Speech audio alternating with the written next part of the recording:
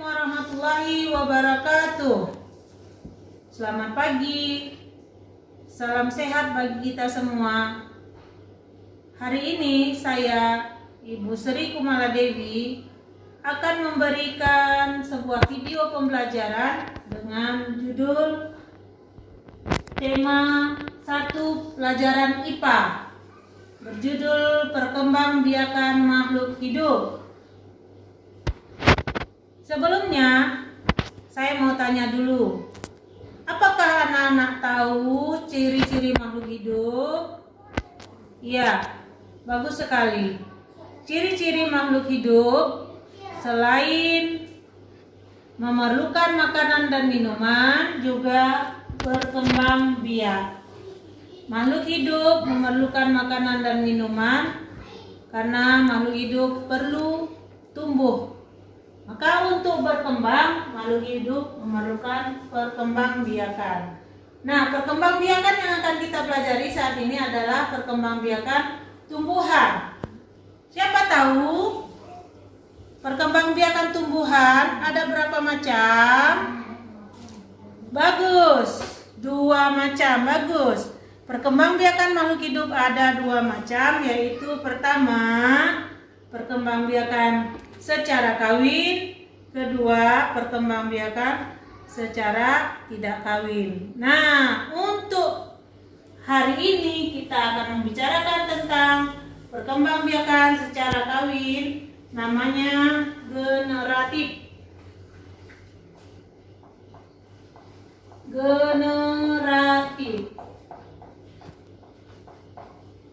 Ya anak-anak, makhluk hidup berkembang biak memerlukan sebuah alat. Alat perkembangbiakan pada tumbuhan itu apa? Iya, ada yang bilang bunga, ada yang bilang daun. Bagus, semua benar. Yang benar itu, yang paling benar adalah bunga. Bunga ini pada tumbuhan sebagai alat untuk perkembangbiakan. Kalau daun, fotosintesis, kemarin sudah kita pelajari. Nah, bunga tumbuhan bermacam-macam. Ibu sudah mengumpulkan beberapa bunga dari tumbuhan. Kamu bisa perhatikan ya, ada beberapa macam dari bunga tumbuhan. Nah, bunga-bunga ini ya,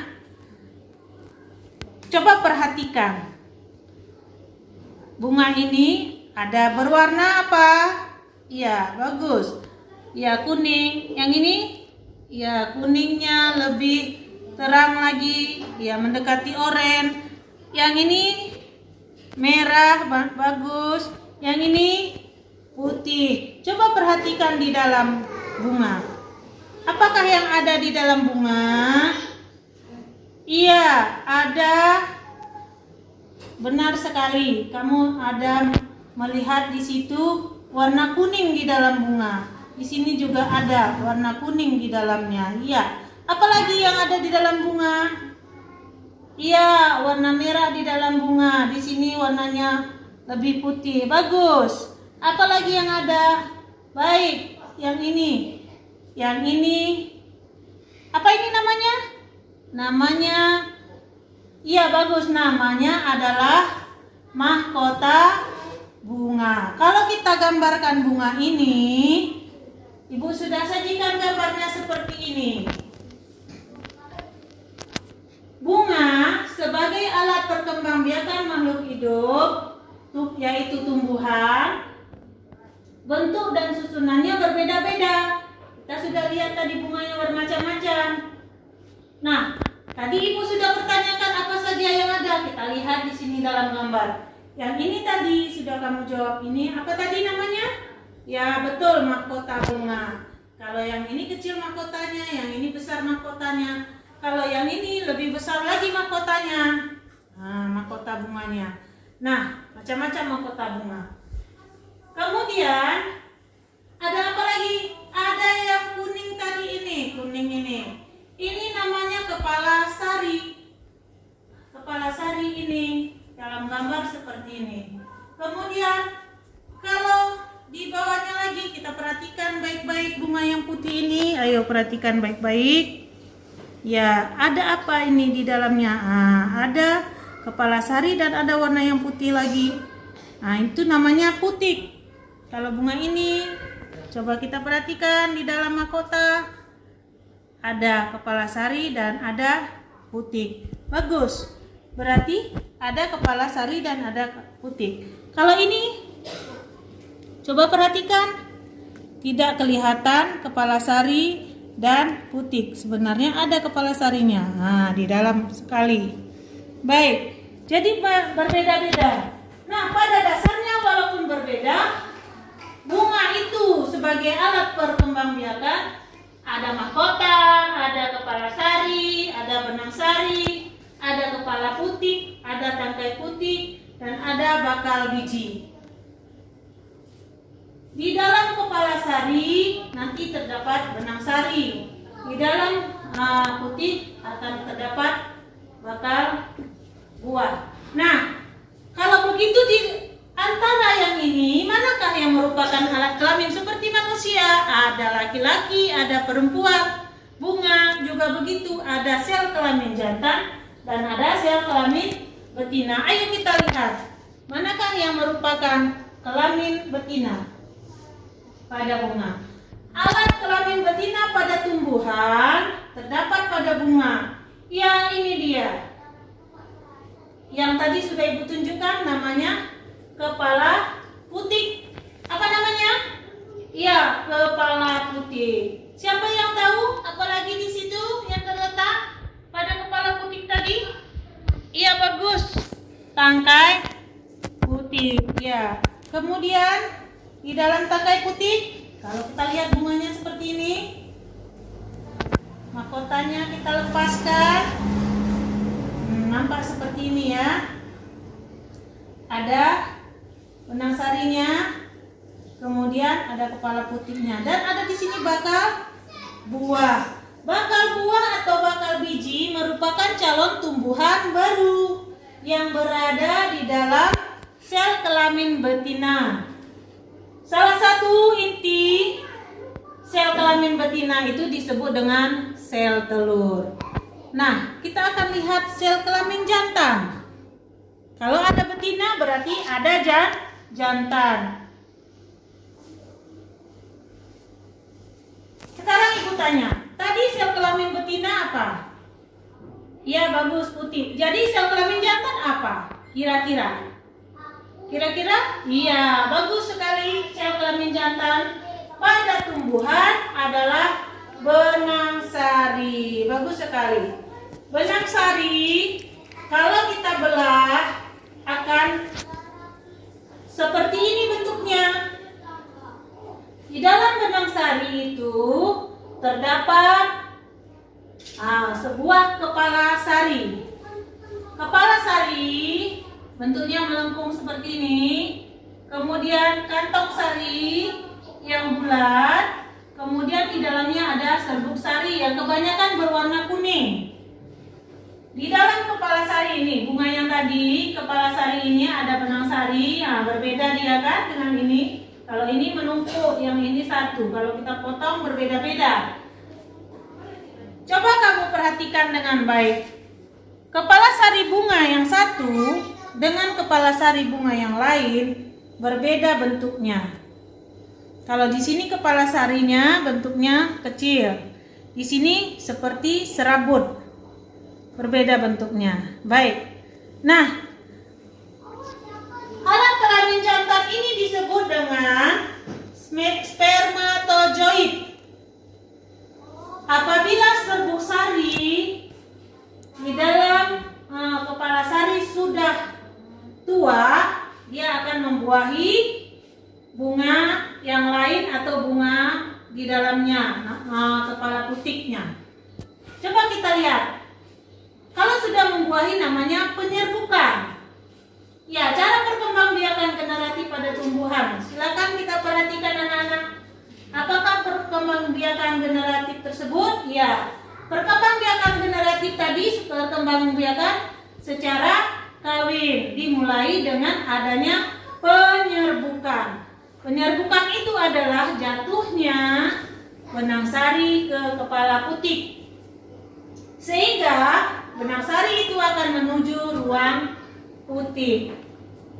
Baik, siapa yang pernah melihat kupu-kupu hinggap di bunga? Ya, untuk apa kupu-kupu singgah ke bunga? Hinggap di bunga? Iya, bagus, mencari makanannya, bagus. Iya, minum, bagus. Pada dasarnya, hewan-hewan seperti kupu-kupu dan kumbang akan membantu penyerbukan. Kita lihat, ada beberapa cara penyerbukan pada bunga. Iya, ini gambarnya anak-anak ibu. Penyerbukan sendiri artinya kalau bunga itu sempurna seperti yang tadi, ada benang sari dan ada kepala putik di dalamnya, maka bunga ini bisa melakukan penyerbukan sendiri tanpa bantuan dari sesuatu yang lain. Misalnya hewan, kumbang, air, dan angin. Nah, kalau bunga yang tidak sempurna, dia memerlukan bantuan dari yang lain. Baik. Penyerbukan sendiri, kita lihat dalam gambar, ini bunganya namanya bunga, kalau kita biasa bunga kembang sepatu atau bunga raya. Dia memiliki sel kelamin jantan dan sel kelamin betina di dalam satu bunga. Maka jatuhlah benang sari dari sel kelamin jantan ke kepala putik. Maka terjadilah pembuahan, kemudian akan terjadi buah. Untuk satu bunga bisa terjadi pembuahan. Baik, penyerbukan yang lain. Penyerbukan yang kedua adalah penyerbukan tetangga. Dalam satu tangkai bunga seperti ini, bisa saja terdapat beberapa bunga. Maka, anak ibu, kalau tetangga bagaimana? Iya, tetangga itu artinya dia tidak satu rumah, akan tetapi berdekatan rumahnya. Benar sekali. Itulah namanya tetangga. Tetangga itu artinya bunga dari serbuk sari bunga yang satu bisa ke serbuk sari bunga, ke kepala putik bunga yang berdekatan dengannya. Itulah yang disebut dengan penyerbukan tetangga. Kalau gambar ini kita lihat, serbuk sari dari bunga ini akan jatuh ke kepala putik pada bunganya yang di sampingnya, yang bunganya masih satu tangkai. Paham anak-anak? Bagus sekali. Baik, kita lanjutkan kepada penyerbukan yang ketiga. Penyerbukan yang ketiga disebut penyerbukan silang. Nah, kalau ada dua bunga dengan pohon yang berbeda, pohonnya berbeda, bunganya sama, satu jenis, bisa terjadi penyerbukan akibat adanya bantuan dari hewan-hewan tadi. Hewannya misalnya kupu-kupu singgah di bunga yang satu, kemudian dia singgah lagi ke bunga yang lain. Dia bawa serbuk sari dari bunga yang satu ke bunga yang lain, maka terjadilah penyerbukan. Jatuhlah serbuk sari dari bunga ini ke bunga yang lain, ke kepala putiknya, maka terjadi penyerbukan. Itu namanya penyerbukan silang. Bisa dibantu oleh hewan-hewan, angin, seperti kupu-kupu, lebah, dan sebagainya. Ini adalah penyerbukan bastar. Penyerbukan bastar bisa terjadi apabila bunganya satu jenis, tetapi memungkinkan dia karena lain warna, satu spesies. Nah, bisa saja bunga dari tumbuhan ini, benang sarinya akan dibawa hewan lain ke tumbuhan yang ini. Mereka satu spesies, maka akan terjadi beberapa hal. Contohnya adalah bunga dari cabai merah akan bersilang. Terjadi penyerbukan basta dengan bunga cabai rawit. Hewan yang hinggap di bunga cabai merah atau bunga cabai rawit akan membawa serbuk sari dari bunga tersebut ke kepala sehingga terjadi penyerbukan bastar. Sampai di sini, Ibu mau tanya dulu, siapa yang masih ingat tadi penyerbukan ada berapa? Bagus, ada 4. Ya, kamu ingat 2, bagus. Yang ingat 3, bagus. Semuanya bagus. Penyerbukan ada 4 tadi ya, dan semuanya sudah. Baik, penyerbukan silang tadi, apa bedanya dengan penyerbukan tetangga? Iya, bagus. Penyerbukan silang bedanya dengan tetangga adalah kalau silang penyerbukannya, iya, kalau silang penyerbukannya masih dalam satu. Iya, bagus. Penyerbukan silang artinya penyerbukan yang terjadi. Kita lihat lagi penyerbukan silang. Penyerbukan yang terjadi karena penyerbukan silang lagi kita lihat. Iya, masih belum Ibu tengok, masih ada yang. Ya. Iya, ini dia. Karena adanya 2 tumbuhan yang pohonnya berdampingan. Tapi kalau penyerbukan tetangga, 1 pohon. Tempat terjadinya perbedaan penyerbukan tadi dibantu oleh beberapa hal. Pertama tadi hewan, ya hewan. Ini dia kupu-kupu gambarnya. Kemudian oleh angin, ya ini daun ilalang contohnya, angin. Kemudian yang di air itu adalah bunga teratai. Dan bunga enceng gondok dibantu oleh air. Bagus. Dan sekarang yang sedang dikembangkan adalah perkembangbiakan tumbuhan dengan bantuan manusia. Manusia akan memilih bunga yang baik dari pohon yang baik kepada pohon yang lain.